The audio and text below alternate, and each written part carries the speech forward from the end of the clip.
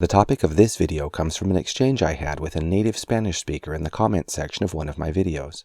In that discussion, he pointed out something about the pronunciation of tapped and trilled R that I've oversimplified in several of my previous videos. His comments were 100% correct, and I genuinely appreciate his contribution. In today's video, I'll attempt to rectify previous oversimplifications, presenting and detailing a theory that much better explains the phonology of syllable-final R.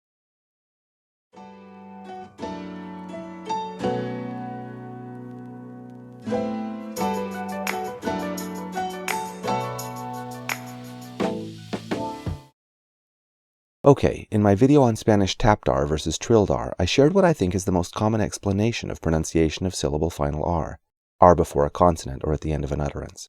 Namely that in that phonetic context, R may either be a tap or a trill, and that what determines whether it's a tap or a trill is whether you're speaking quickly and casually, or whether you're speaking slowly and enunciating carefully, or especially if you're speaking emphatically or in an oratorical style.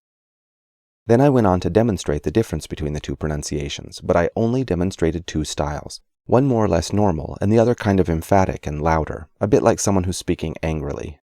There are two problems with that presentation of syllable-final R. Since I only demonstrated a trill when speaking emphatically and louder, I gave the impression that that's the only style in which that R may be trilled. Real pronunciation of syllable-final R is not this binary. Now, in my defense, I didn't invent this explanation. It's one I've read in authoritative sources such as Spanish phonology textbooks. Still, I'm aware of alternative theories that explain the phenomenon better. One of these theories derives from the concept of markedness that I introduced in a previous video. In this case, we're not talking about dialectal markedness, but stylistic markedness.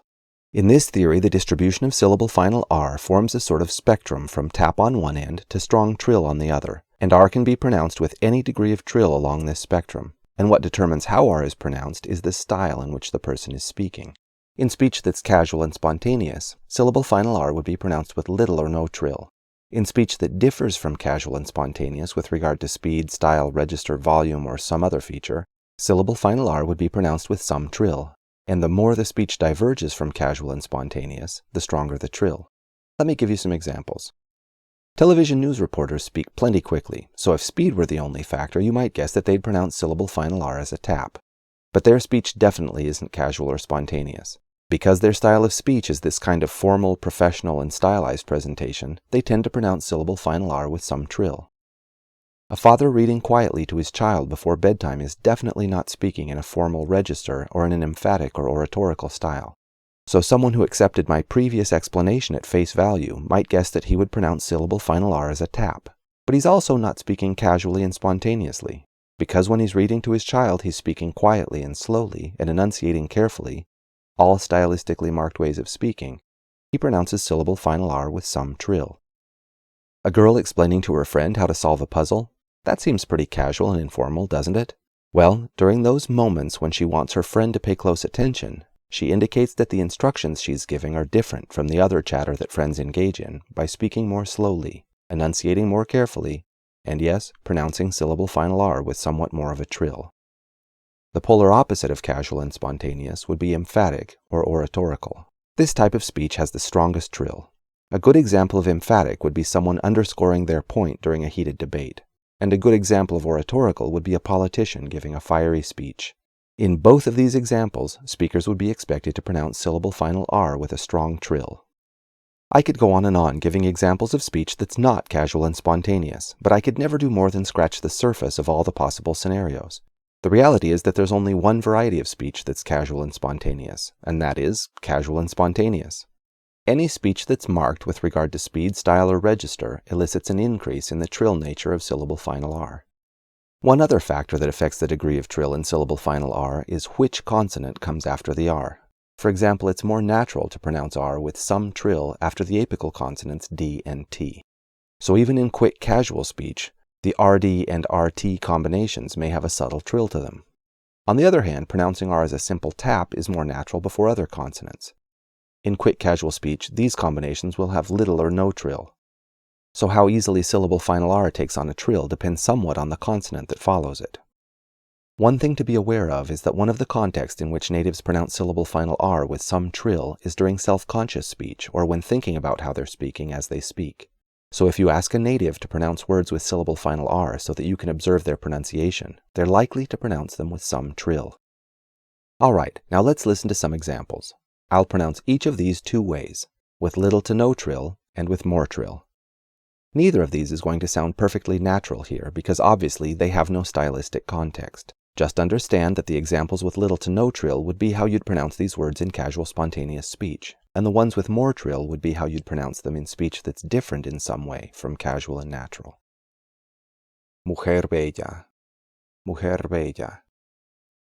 Mercado, mercado.